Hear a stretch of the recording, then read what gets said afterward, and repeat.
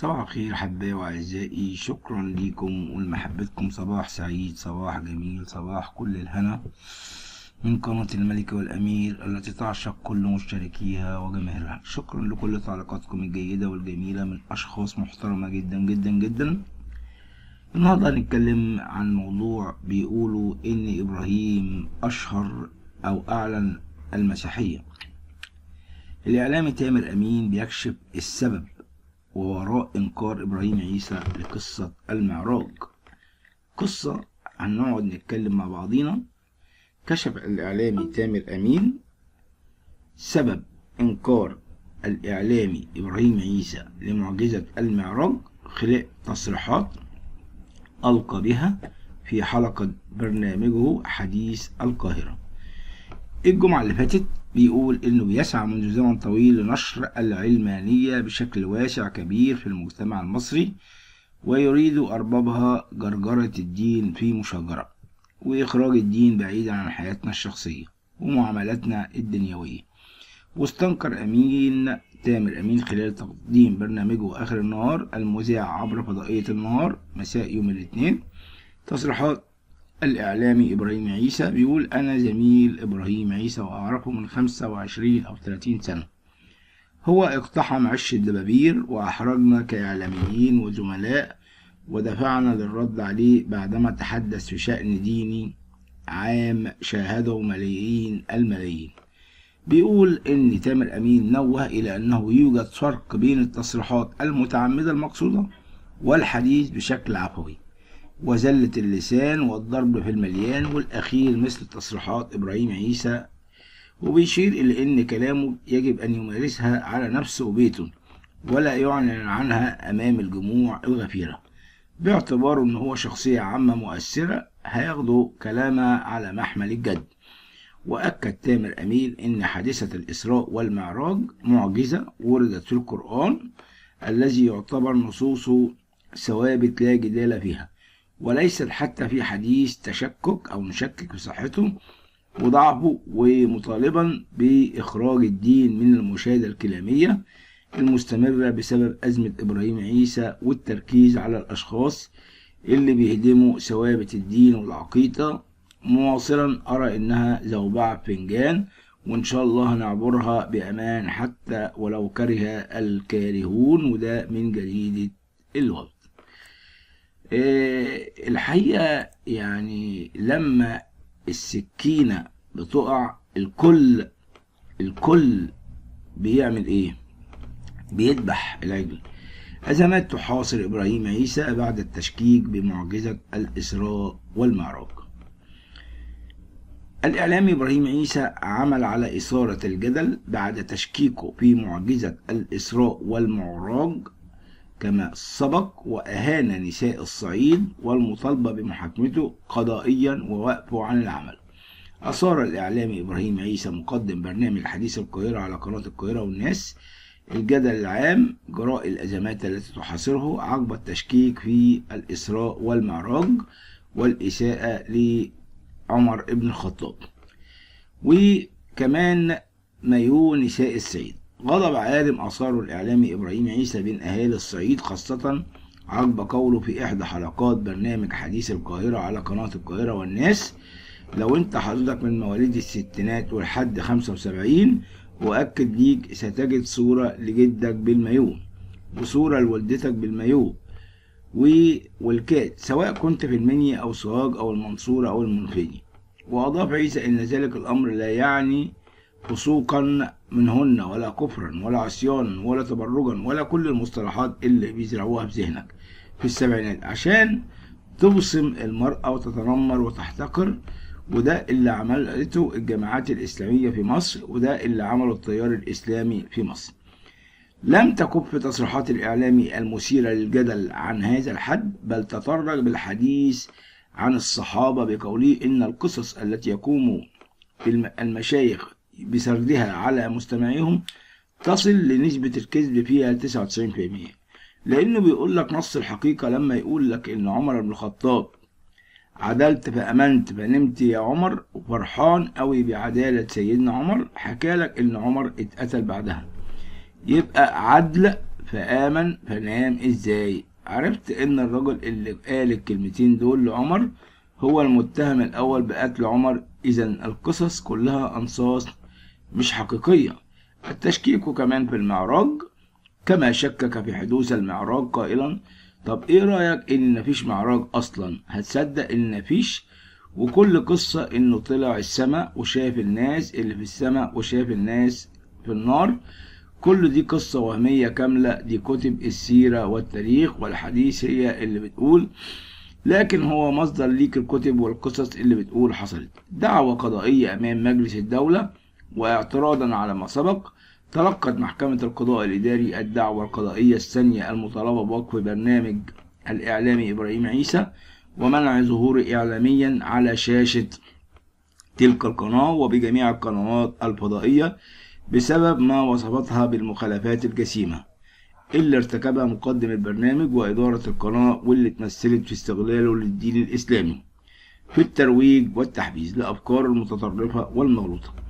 التحقيق في البلاغات، كما أمر النائب العام المصري المستشار حمادة الصاوي باتخاذ إجراءات التحقيق في البلاغات التي قدمت إلى النيابة العامة ضد الإعلامي إبراهيم عيسى، وأشارت النيابة إلى أنها ستعلن لاحقا عما ستبصر عنه التحقيقات، وده نقلا من موقع آخر.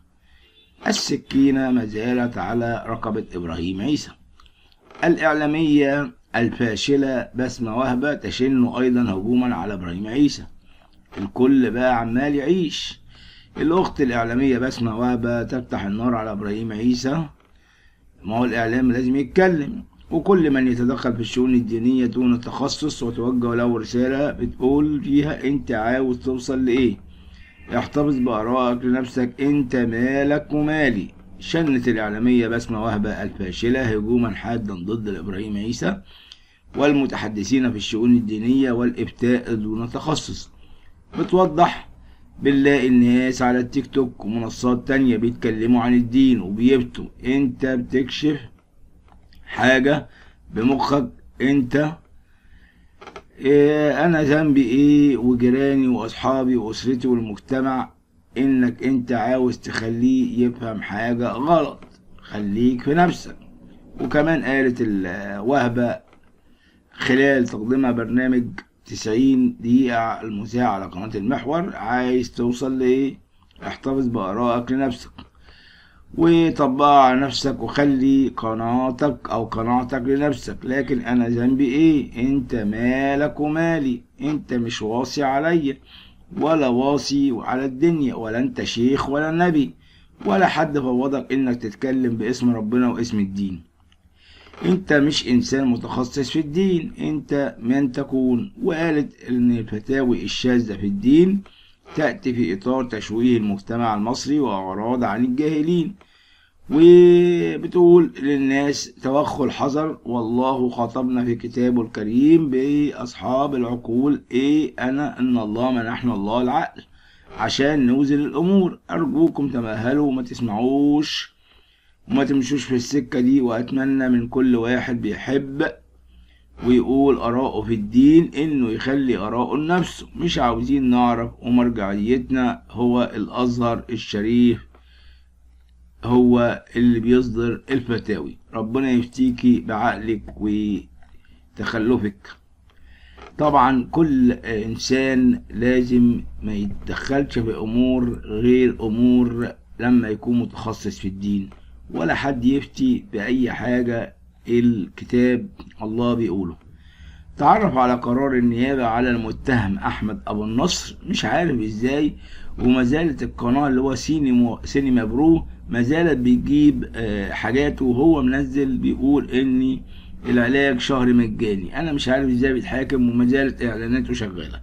أحالة النيابة العامة المتهم أحمد أبو النصر المحكمة الجنائية، حيث كانت النيابة العامة قد قدمت المتهم أحمد أبو النصر هاربا وآخر معه إلى محكمة الجنح الاقتصادية المختصة في 7 من شهر فبراير الجاري لطرحهما وعرضهما للبيع أغذية ونباتات مغشوشة ومستحضرات ومستلزمات طبية. لم يصدر قرار من وزير الصحة أو جهة معنية أخرى بتداولها، مع علمهم بذلك وفتحهما مكتبة للدعاية الخاصة بالأدوية والمستلزمات الطبية بغير ترخيص، وإنشاء المتهم أحمد أبو النصر وإدارته صفحات بمواقع التواصل الاجتماعي فيسبوك ومواقع أخرى بهدف ارتكاب جريمة بيع تلك الأشياء بغير ترخيص، واستعمال وسائل النشر من شأنها حمل الجمهور على الاعتراض بحقه في مزاولة مهنة الطب وغير مرخص له بمزاولته، وانتحال نفسه لقب طبيب، فضلا عن ارتكاب المتهم الآخر بجريمة بتوزيع تلك الأشياء بدون تصريح.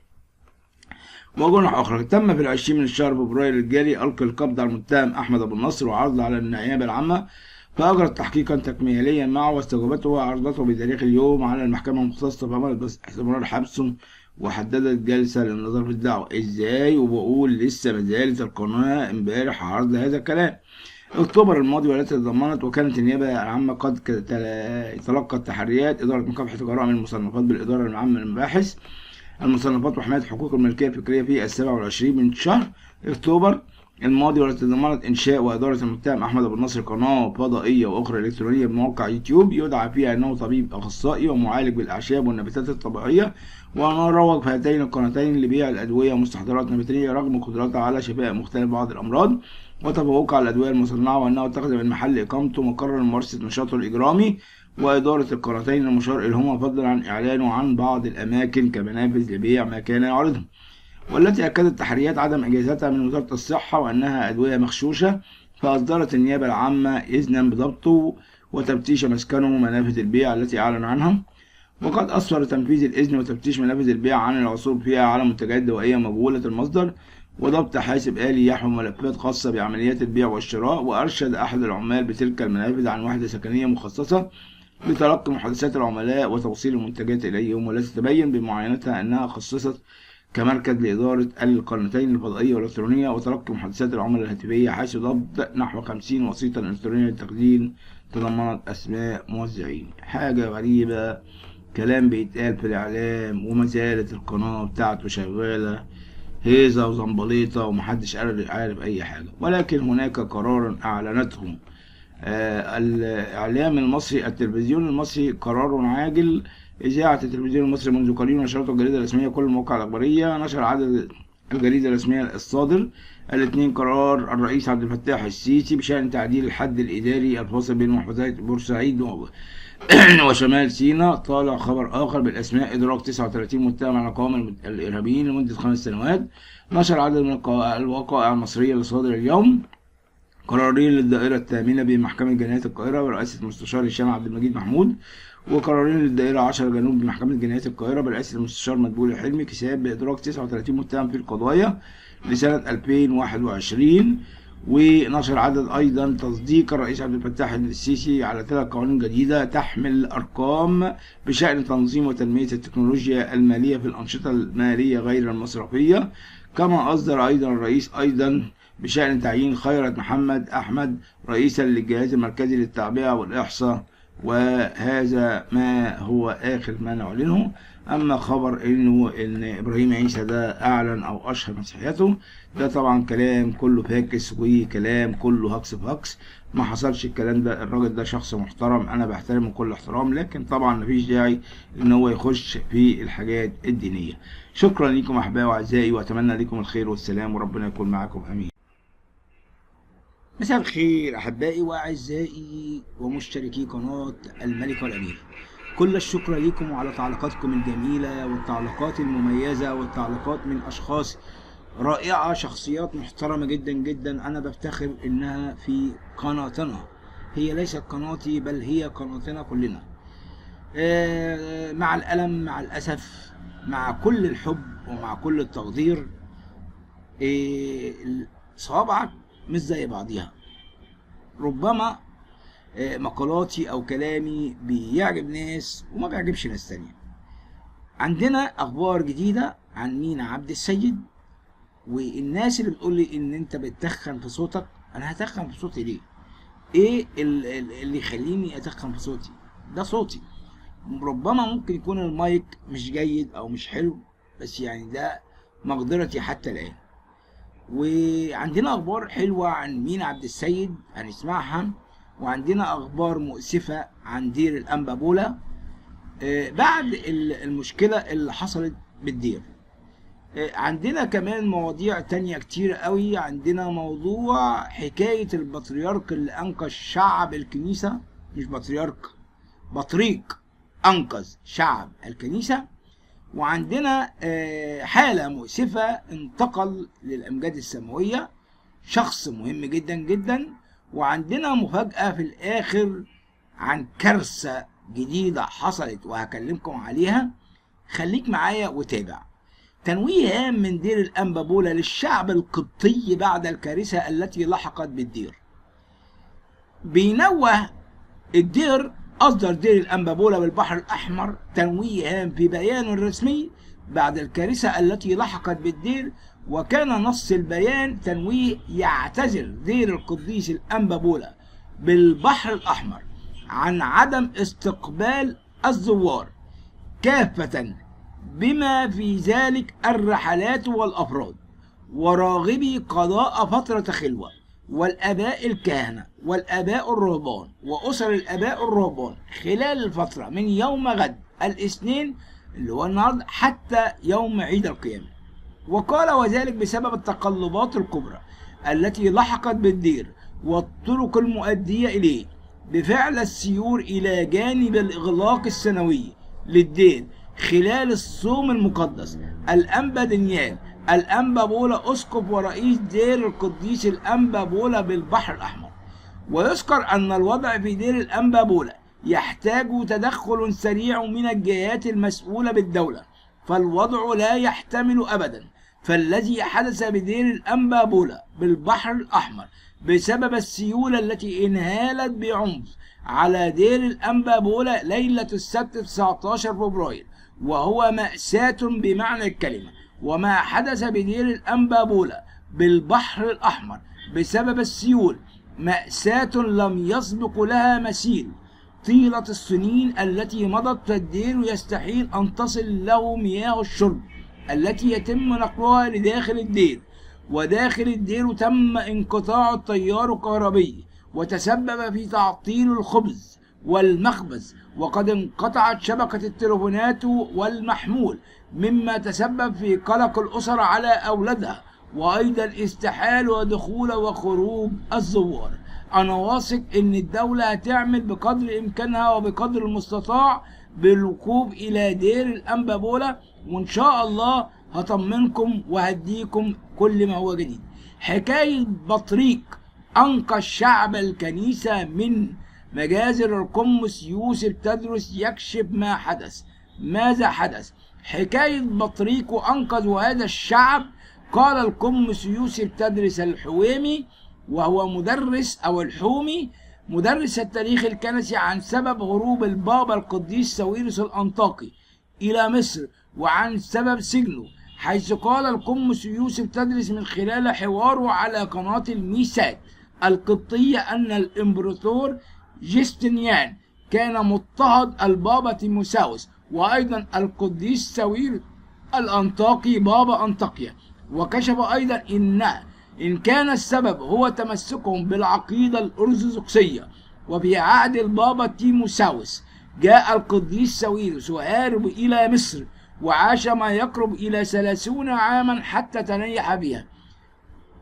وتابع أن الإمبراطور قام بعقد محاكمة للقديس ساويرس بسبب انتشار العقيدة بين الناس، حتى جاء القديس ساويرس إلى الإمبراطور واشترط بتحريم وثيقة توماس ومجمع خلقدونيا، وقويل بالرفض من الإمبراطور، وحكم على القديس ساويرس بالسجن لمدة طويلة وحدوث موقف عدائي من البابا تيموساوس. وبعد خروج القديس من محبسه تدخلت زوجة الإمبراطور سوءزورا، وهي كانت تابعة إلى الأرثوذكسية والعقيدة الإيمانية الصحيحة، حتى سعت للإفراج عن القديس ساويرس، حتى جاء القرار بإرسال حملة عسكرية كبيرة إلى مصر من أجل حتى تدخل البابا وأرسل رسالة إلى الإمبراطور مناشدا بوقف الحملة العسكرية، حيث كانت ستحدث مجازر على أرض مصر. وبعد تدخل الإمبراطور أيضا قرر الإمبراطور بتحويل مسار الحملة من الإسكندرية إلى شمال القاهرة، ومن هذه الساعة أصبح القديس ساويرس والأنبا تيموساوس مطاردين من قبل السلطة. شكرا لكم أحبائي وأعزائي، ولكم مني التفاصيل أخرى. انتقل إلى الأمجاد السماوية القمص جرجس لوقا بعد خدمة نصف قرن في الكهنوت.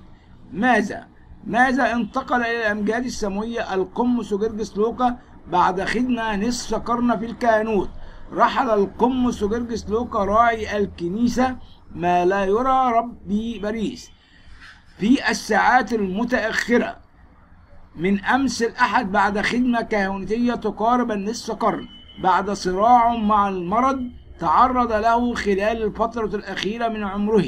وعن أبينا المتنيح قد تخرج القمص جرجس لوقا من كلية الطب البيطري بالقاهرة، ثم غادر إلى فرنسا للحصول على درجة الدكتوراه، وبالفعل حصل على الدكتوراه الأولى وعقبها الدكتوراه الدولية في العلوم، وهذا هي عددا من يحصلون عليها قليلون. وسمى أبينا القمص جرجس لوقا كاهنا ورشم كاهنا أيضا بعد حصوله على الدكتوراه من يد قداسة البابا شنودة الثالث. وكان والده هو القس لوقا اسكندر كاهن بأحد الكنائس بمحافظة طنطا. وبعد رسامته جاء أبونا بين العمل في الكهنوت والعمل بمعهد بستير إلى أن حصل على منصب رئيس لقسم التشخيص للأمراض الفيروسية. وانتقل إلى الأمجاد السماوية القمص جرجس لوقا بعد خدمة قرن في الكهنوت، حيث قامت فرنسا منح القمص جرجس لوقا الاستحقاق الفرنسي برتبة الفارس، وكان هذا في عهد الرئيس الفرنسي الأسبق نيكولا ساركوزي. وعن هذا الوسام فهو قد أنشأه نابليون بونابرت، وهو يعد من أعلى التكريمات الرسمية في فرنسا. وقد انشأت الكنيسة العذراء وتم تدشينها على يد قداسة البابا المتنيح البابا شنودة الثالث كأول كنيسة في فرنسا بعد أن اشترتها الكنيسة المصرية.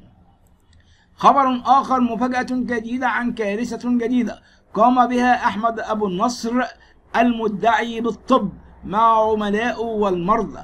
ماذا؟ استكملت النيابة العامة التحقيق مع الصيدلي أحمد أبو النصر المتهم بالنصب والاحتيال والشهير بطبيب الكركمين، وذلك بعد قرار ضبطه وإحضاره في القضية التي حرر بها محضرا في شهر نوفمبر الماضي، والذي يتعلق بانتحاله صفة دكتور وعلاجه بالأعشاب وقيامه بالنصب والتدليس على المواطنين، وإيهامهم أنه خبير علاجي ويمكنه علاج جميع الأمراض باستخدام الأعشاب، وقام بالترويج لذلك عبر قناته في موقع اليوتيوب وإحدى القنوات الفضائية وصفحته الخاصة على موقع التواصل الاجتماعي. وقام المجلس الأعلى لتنظيم الإعلام بتحرير البلاغ في الصيدلي المزيف، وذلك لما يبث وينشره عبر القنوات الفضائية غير المرخصة، وأيضا على قناته على اليوتيوب. كما جاءت تحريات المباحث وحماية حقوق الملكية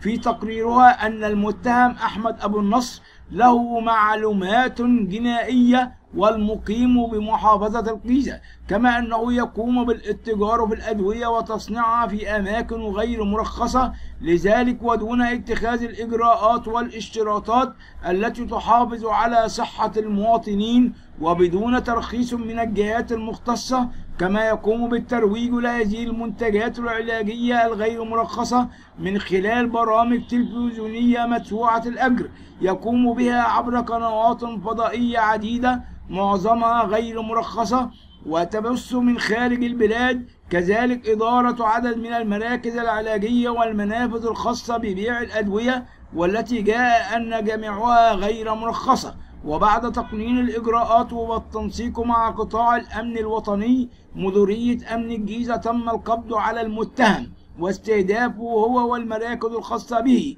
وأمكن من ضبط مركزه الرئيسي لإدارة عمليات القناتين المشار إليهما. كذلك أمكن القبض على موظفين بخدمة العملاء والمقامين بمحافظة الجيزة، وبالتفتيش كما ضبط 50 قرص صلب، وتبين تحميلهم بملفات تحتوي على أسماء الموزعين في مختلف المحافظات، وكذلك الأدوية المطلوب توزيعها على العملاء والطرق العلاجية لاستخدامها. كذلك تم ضبط برامج للتجسس على العملاء وتسجيل المحادثات بينهم وبين خدمة العملاء، وملفات فيديو يقدمون خلالها الوصفات الطبية للعملاء والنصب عليهم. تم ضبط ملفات تحتوي على كميات الأدوات المتواجدة وبرامج الاستعلامات عن العلاجات التي يتم تصنيعها وتسجيل المكالمات التليفونية. كما تم ضبط 2 جهاز راوتر لتسهيل الاتصال بالإنترنت، وبمواجهة جميع المتهمين يعترفوا بعلمهم بوجود تلك المخالفات بالاشتراك مع المتهم الأول الدكتور أحمد أبو النصر المزيف، وهو مالك المركز والشركة المنتجة. وتم اتخاذ الإجراءات القانونية، وربنا يحفظ مصر. بس عايز أقول مش هو ده أول واحد ولا آخر واحد، القنوات مليانة مليانة مليانة مليانة. اصبر خليك معايا وشوف المفاجأة اللي حصلت عن مينا عبد السيد، مفاجأة ربما تكون مفرحة. اسمع معايا لآخر الفيديو وانت هتنبسط. شكرا ليك حبيبي، شكرا ليك حبيبي. مساء الخير أحبائي وأعزائي، مع قناتكم قناة الملكة والأمير. مازال يعني موضوع مينا عبد السيد والمطالبة بعودة حقه، والمحامية ياسمين محمد بتطالب بإعادة تقرير النيابة وعودة حق مينا. طب يعني هو النيابة مثلا هي قالت كلام غلط ورجعت تصلح؟ طلبت المحامية الغير مسيحية، واحنا قلنا مفيش داعي لهذا الكلام انه يتقال، ياسمين محمد رضوان بعودة حق مينا عبد السيد شهيد الغدر. وقالت من خلال حسابها الشخصي على موقع التواصل الاجتماعي فيسبوك، بتقول: لو انت ماشي ووقعت ببلاعة صرف ما تخافش ابدا، تليفونك هيفضل في جيبك مش هيقع، وبلاعة تاخدك لبلاعة، ولما تظهر الشريحة هتبقى شغالة وهيعرفوا يكلموا اهلك كمان. طب الكوتشي اتقلع ازاي؟ صعب، ما تسألش. طب كان في شنطة باج وده صعب تتقلع، فين هي؟ ما تسألش.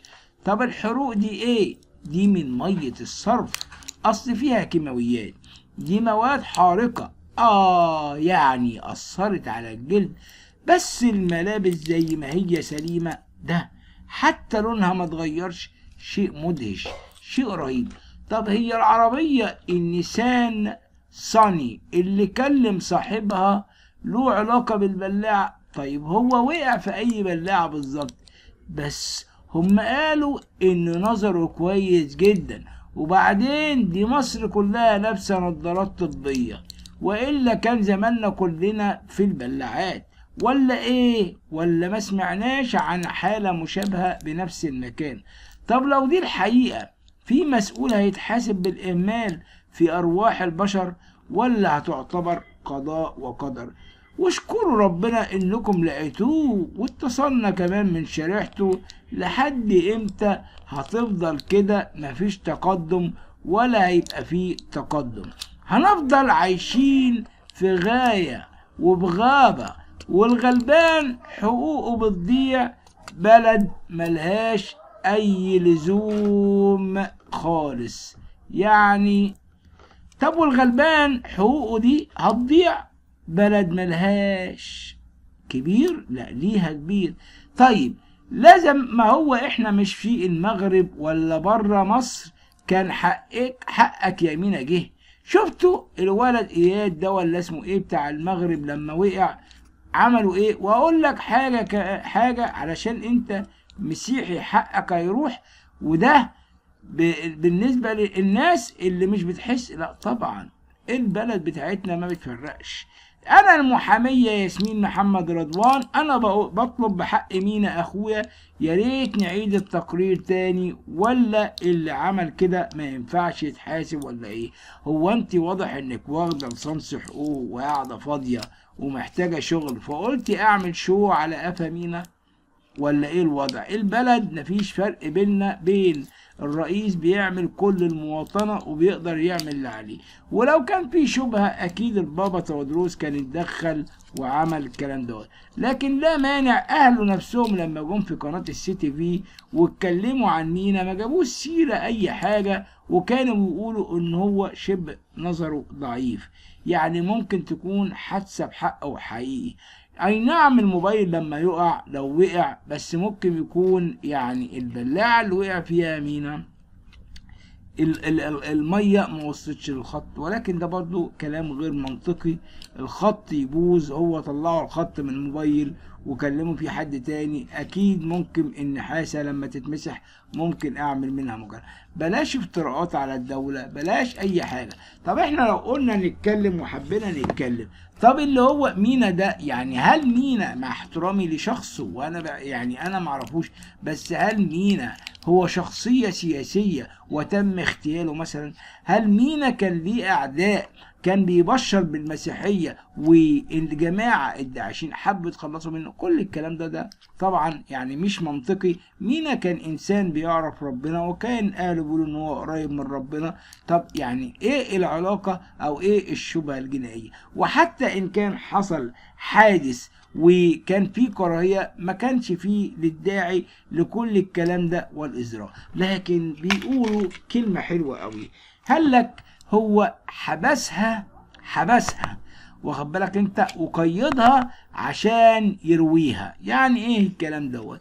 انت احبس نفسك جوه وربيها على ايه؟ ربيها على الصلاة، ربيها انها تعرف نفسها، تعرف ربها، تعرف كل حاجة. يا جماعة الكلام ما هواش اي حاجة بتتقال وخلاص، يعني ما هواش لت وعجن ان انا اقعد اتكلم في حق الدولة عشان الرئيس سايب كل اللي يتكلم. لكن تعالوا نبص للقضية يعني برضو تانية. فاطمة نعود تخرس الألسن مهاجمين إبراهيم عيسى وتؤكد دعمها له. إزاي؟ أخرست الكاتبة فاطمة نعود ألسن جميع المهاجمين للإعلام إبراهيم عيسى، وقالت من خلال حسابها الشخصي على موقع التواصل الاجتماعي فيسبوك، بتقول إيه؟ أشهد الله تعالى شهادة أحاسب عليها يوم الموقف العظيم أن الإعلامي الروائي المحترم إبراهيم عيسى أحد أكبر المدافعين عن الإسلام ضد مشوهيه.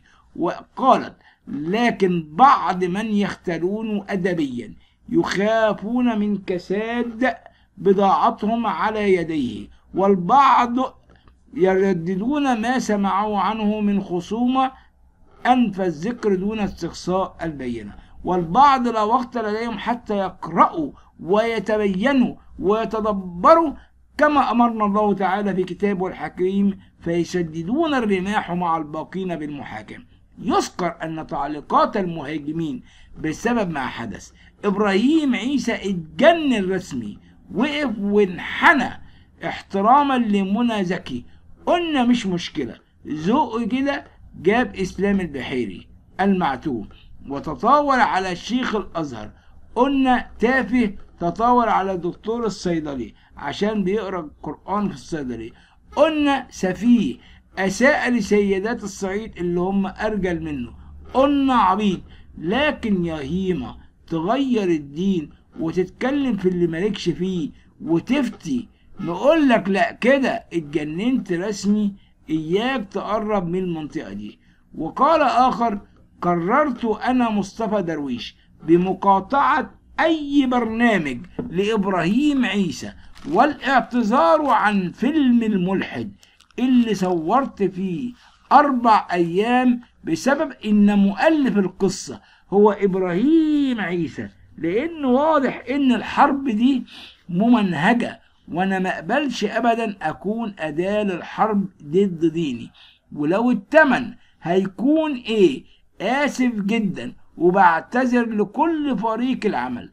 مش هكمل في القرف ده. ملحوظة: فيلم الملحد قصة ما فيهاش أي حاجة تشجيعه على الإلحاد، لكن علشان بس احترام لصناع العمل وأبطاله وده شيء راقي جدا جدا من إبراهيم عيسى، اللي بيحاول دايما يكون بيتكلم كلمة صريحة وكلمة إيجابية، ولكن كل من يريد يعني أي كلام في أي كلام. الإعلامي عمرو أديب يحذر الجميع من 6 أشهر القادمة.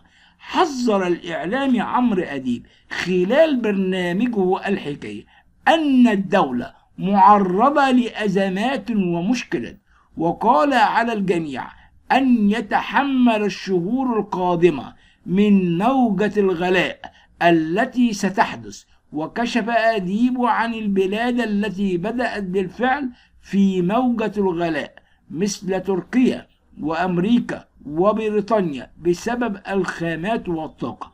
وقال أيضا الإعلامي عمرو أديب خلال برنامجه الحكاية إن جميع أجهزة الدولة تبحث عن الحياة الأفضل للمواطن. هذا التضخم العالمي في معظم دول العالم. وكشف عن أهمية قيام رئيس مجلس الوزراء الدكتور مصطفى مدبولي مع وزراء الصناعة والتجارة قبل دخول شهر رمضان. كما كشف أن مصر نجحت في العبور من التسونامي الاقتصادي الذي تعرضت له الدول، وتمكنت من العبور منه بنجاح. وعن أسعار البنزين في أمريكا وفرنسا وبريطانيا، فهو مرتبط بأسعار براميل البترول، وأكد على أهمية وقوف الجميع مع الدولة والحكومة لتخطي هذه الموجة القادمة من الغلاء. وفي سياق منفصل علق الإعلامي عمرو أديب عن التقلبات الجوية التي تشهدها مصر، حيث قال إن ما يحدث في المناخ وهذا الأيام غير متعودين عليه. هذا الطقس ليس لنا، حيث قال أن طبيعة المناخ الذي تشهده مصر لم يكن موجود من قبل. وطالب المتخصصين الدراسة لمعرفة الطبيعة القادمة للطقس خلال السنوات القادمة.